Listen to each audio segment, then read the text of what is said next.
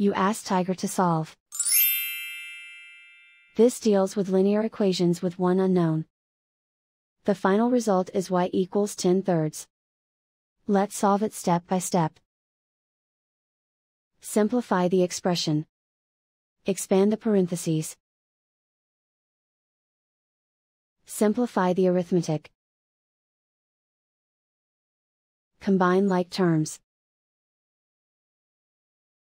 Expand the parentheses. Simplify the arithmetic.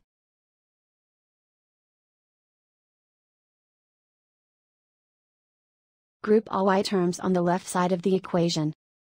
Subtract 6y from both sides. Group like terms. Simplify the arithmetic. Group like terms. Simplify the arithmetic. Group all constants on the right side of the equation. Add 8 to both sides. Simplify the arithmetic.